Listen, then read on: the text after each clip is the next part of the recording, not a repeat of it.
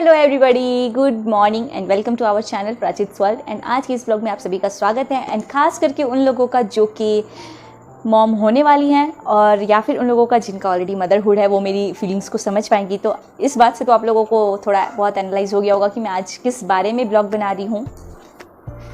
So guys, आज का जो ब्लॉग है वो एक मदरहुड के ऊपर है कि मेरी जर्नी क्या थी, मेरी जर्नी क्या थी जब मैं बस एक वाइफ से एक माँ या फिर आप बोल सकते हैं बहू से माँ बनने वाली थी। मेरी शादी हुई और बहुत लोग बोलते हैं कि बहुत जल्दी आपने ये बेबी प्लान किया या जो कुछ भी। तो बेबी प्लान तो एक्चुअली मैंने नहीं किया था, बट जब ऐसा मुझे कुछ न्यूज़ आया, मतलब मुझे ही एनालाइज हुआ, तो मुझे ऐसा लगा कि यार आई थिंक मतलब जो बेबी होता है वो बहुत स्ट्रॉन्ग पिलर होता है एक रिलेशन को निभाने के लिए। एंड फ्रैंकली मतलब जब मेरी शादी हुई थी तो मुझे ऑब्वियसली अपना घर तो मेरा मायका ही लगता था, लेकिन जिस टाइम पे मुझे पता चला कि लड्डू होने वाला है या फिर आई हैव कंसीव्ड, तो आई थॉट कि नहीं, मेरा घर ये भी है। मैं तब हक से बोलने लगी कि हाँ, ये मेरा ससुराल भी मेरा घर है। वरना तब मुझे मतलब एक तरीके से मेरे ससुराल में जो जगह दिलाने वाला इंसान था वो लड्डू था, क्योंकि मुझे ये था कि यार मेरा घर भले ही मेरा मायका है, लेकिन जो मेरा ससुराल है वो तो मेरे बेटे का होगा ही या मेरे बच्चे का होगा ही।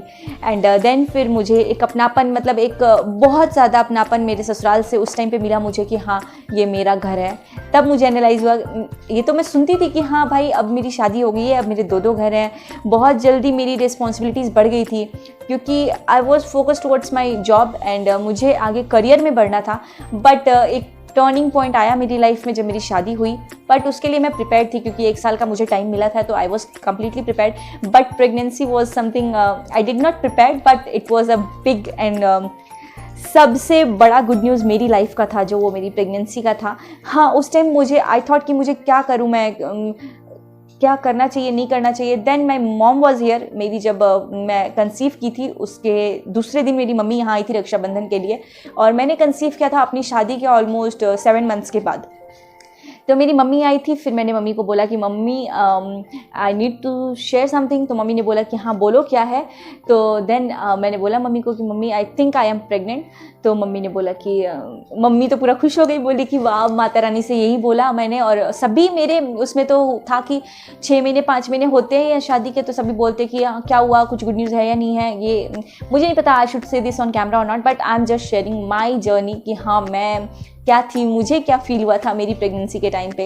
एंड देन फिर क्या होना था, मेरे मम्मी ने सभी को बोला कि मेरे जेठ जी को बोला आप बड़े पापा बनने वाले हो, मेरे दादाजी ने पापा को बोला, फादर इन लॉ को, कि पापा को कि आप दादू बनने वाले हो। और सभी एकदम खुश हो गए कि अरे वाह, इतना मतलब गुड न्यूज़ मिला हमें। और रक्षाबंधन के जस्ट 2 दिन की बात है, सभी को अनाउंस कर दिया हमने।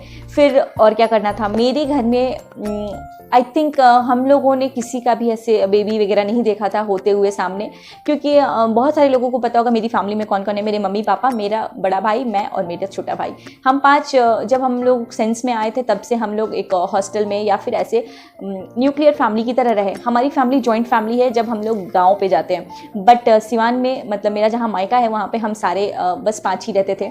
तो मेरे साथ ऐसा था नहीं कि मेरी आंटी को बेबी हुआ तो मैं देखूँ, क्योंकि वो लोग गाँव में होते थे और मैं जनरली हॉस्टल में होती थी, तो उस टाइम पे ये सब पॉसिबल नहीं था। बट जब मेरी हुई तो मेरे पापा पूरे एक्साइटेड हो गए, क्योंकि प्रिंस के बाद मेरी फैमिली का जो हिस्सा होने वाला था, मतलब मेरी मायके की तरफ से फर्स्ट बेबी था, वो मेरा बेबी था। एंड अभी भी है, फर्स्ट बेबी लड्डू ही है। तो पापा भी पूरे खुश हो गए। उन्होंने बोला कि आप एक काम करो, आप लेकर के आ जाओ पूजा को, मतलब मुझे। तो मम्मी ने बोला कि ओके ठीक है। और 6-7 महीने हो गए थे and I was also planning to go to my मायका कि हाँ मुझे जाना है। मुझे थोड़ा बहुत ये हो गया था क्योंकि फैमिली भी नहीं थी इधर, मैं और ये थे, और ये मोस्टली जॉब के लिए जाते थे, मैं अपने काम के लिए जाती थी। उतना टाइम हो नहीं पाता था कि एक दूसरे के साथ स्पेंड करो या जो कुछ भी। तो थोड़ा बहुत इनका सैटरडे संडे ऑफ होता है तो हम लोग टाइम स्पेंड किया करते थे या कहीं आसपास जाया करते थे। अदरवाइज हम दोनों इतने बिजी थे अपनी लाइफ में कि यार मतलब कौन कितना केयर कर पाएगा या नहीं कर पाएगा। और फर्स्ट टाइम मैं प्रेग्नेंट थी तो घर वाले भी कोई रिस्क नहीं लेना चाहते थे, क्योंकि यहाँ कोई फैमिली का मेंबर होता, जैसे कि मेरी मदर इन लॉ या फिर मेरी फैमिली से कोई होता, तो सभी छोड़ भी देते कि हाँ चलो आप ध्यान रखो। बट यहाँ ध्यान रखने वाला मेरे हस्बैंड और मैं थी। एंड सभी ऐसे सोचे कि प्रेग्नेंट है फर्स्ट टाइम तो थोड़ा बहुत ज़्यादा स्पेशल केयर मिलता है प्रेगनेंसी में, सभी पैम्पर करके रखते होते हैं। एंड मेरे हस्बैंड भी बहुत पैम्परिंग काइंड ऑफ इंसान थे। उस टाइम पे तो मैं कुछ नहीं भी बोलती थी तभी भी वो सब कुछ लाते थे, और आप लोगों को ऑलमोस्ट पता होगा कि हाँ, he supports me really well. And बहुत अच्छे तरीके से वो मुझे सपोर्ट करते हैं हर एक चीज़ में, चाहे मैं पढ़ाई के लिए बोलूँ या मैं जॉब के लिए बोलूँ, या मैं बोलूँ मुझे जॉब नहीं करना है तो भी वो बोलेंगे कि हाँ it's okay, I am enough capable कि हाँ मैं कर पाऊँ घर के लिए। तो उनको बोला गया, उन्होंने फर्स्ट टाइम थोड़ा हिचकिचाए कि नहीं मैं नहीं जाने दूंगा या जो कुछ भी थोड़ा बहुत उनके दिमाग में था, बट इन्होंने किसी से ये बात नहीं बोली थी एक्सेप्ट मी। मुझे थोड़ा बहुत बोला था कि नहीं सुच्ची, हम साथ नहीं रह सकते, आप यहाँ रहोगी, मैं आपका केयर करूँगा, मैं सब कुछ करूँगा, आपको कुछ नहीं करना होगा, आप कुछ काम वाम मत करना, चलो आपको जैसा भी हो मैं आपके लिए खड़ा हूँ। बट फिर फैमिली वाले ने बोला कि नहीं भाई, थोड़ा फर्स्ट बेबी है, आपको आइडिया भी नहीं है कि क्या है क्या नहीं है। और मेरे इन लॉज वालों ने भी बोला कि नहीं तुम्हें आइडिया वगैरह है नहीं, तो किसी ने उतना तो डिस्कस किया नहीं इनसे।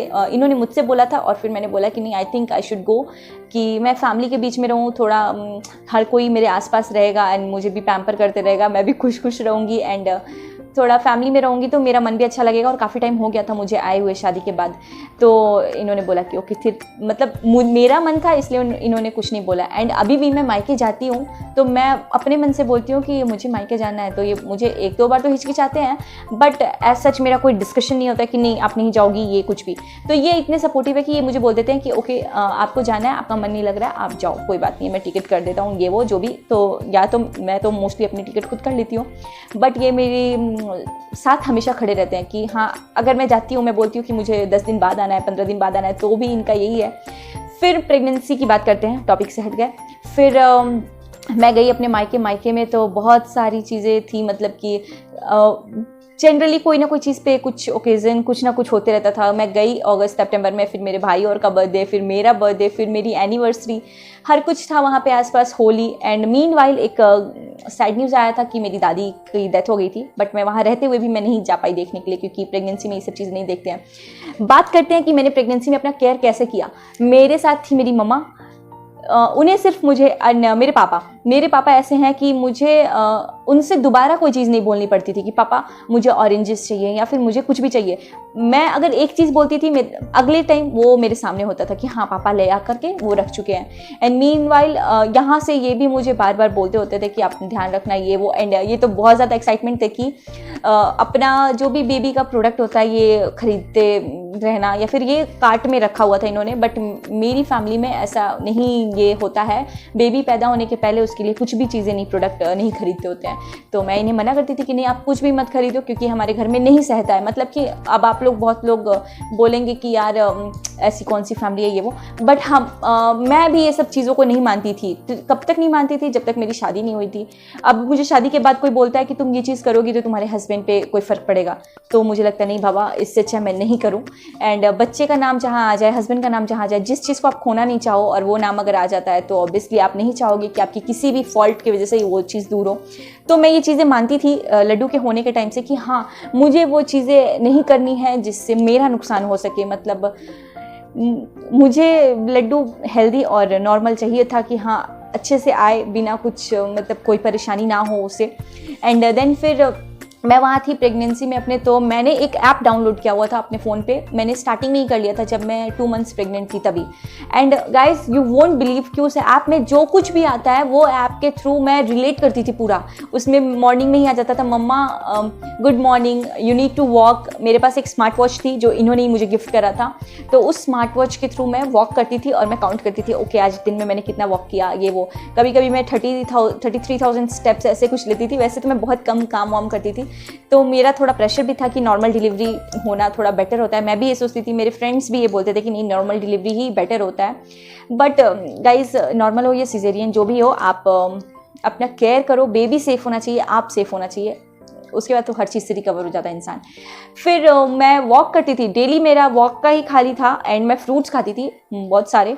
एंड मैं सिर्फ उस ऐप से ही अपना हर एक चीज़, जैसे उसमें उसमें अगर बोल दिया कि आपको शेक पीना है तो मैं शेक लेती थी। मैं उस ऐप को मतलब हर कुछ से ऊपर मांगती थी कि हाँ मुझे ये चीज़ फॉलो करना है तो करना है। एंड मैं मम्मी को बोलती भी थी। एंड टाइम ऐसे गया 4 मंथ्स के बाद मेरे को ऐसे गुदगुदी सी हुई, ऐसे लग रहा था कोई कीड़ा चल रहा है।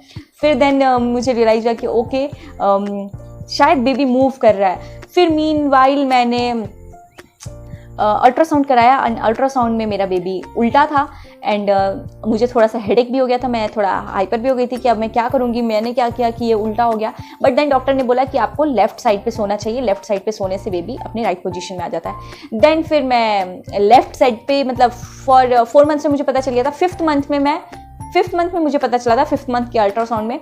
5th मंथ से लेके 9th मंथ तक मैं 4 महीने सिर्फ लेफ्ट हैंड पे सोई अपने।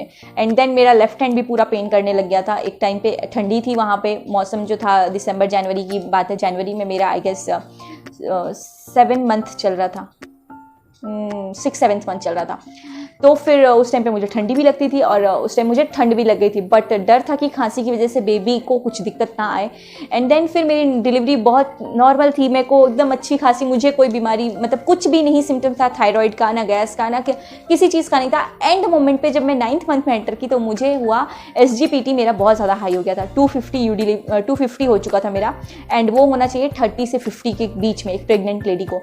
देन मैंने यूडी लीव करके मेडिसिन होता है उसको इंटेक किया एंड इंटेक करने के बाद मेरा धीरे धीरे कंट्रोल हो रहा था। गाइज मैंने 9th मंथ में अपनी एक भी आइसक्रीम नहीं खाई थी, बट मैंने अपना जो मेरा 9th मंथ था उस टाइम पे मैंने पिज़्ज़ा खूब जम के खाया था। हर बात पे मेरे को ललचाने के लिए पिज़्ज़ा लेके आ जाते थे मेरे भाई और फिर मैं खा भी लेती थी। एंड देन फिर ऐसी चलती रही मेरी प्रेगनेंसी। एंड फिर वक्त आया कि मेरी डिलीवरी के टाइम पे बहुत ज़्यादा डिलेमा था यार। मतलब कि मुझे 3-4 दिन पहले से ही लेबर पेन होना स्टार्ट हो गया था। तो वो स्टोरी मैं कंटिन्यू करूँगी अपने नेक्स्ट ब्लॉग में। इस ब्लॉग में सिर्फ इतना ही था क्योंकि वीडियो बहुत ज़्यादा लंबा हो रहा है। इस वीडियो में था कि मैंने अपना केयर कैसे किया। बहुत लोग बोलते हैं कि आपको काम करना चाहिए, पोछा वगैरह ये वो, आई अग्री करना चाहिए, अगर आप करना चाहते हो तो करो। लेकिन अगर आप वॉक करोगे, आप प्रॉपर अपना थोड़ा बहुत एक्सरसाइज करोगे तो I think you can deliver normal. And मेरा बेबी जो था वो नॉर्मल डिलीवर हुआ था 4.5 kg का, बट मुझे थोड़ा बहुत उसमें दिक्कत भी आ गया था। मतलब दिक्कत क्या आया था, थोड़ा बहुत पेन का था, तो वो मैं कैरी करूंगी अपने नेक्स्ट ब्लॉग में। इस ब्लॉग के लिए सिर्फ इतना ही। आई होप आप लोगों को अच्छा लगा होगा ये ब्लॉग। अगर आप लोगों को ये ब्लॉग अच्छा लगा होगा तो आप लोग इसको लाइक कीजिए, कॉमेंट कीजिए, शेयर कीजिए एंड खूब सारा शेयर कीजिए एंड सब्सक्राइब कीजिए मेरे चैनल को, ताकि मैं आप लोगों से मोटिवेट हूँ और मैं आप लोगों के सामने नए नए वीडियोज़ लेकर के आऊँ। So guys thank you for watching us, thank you so much.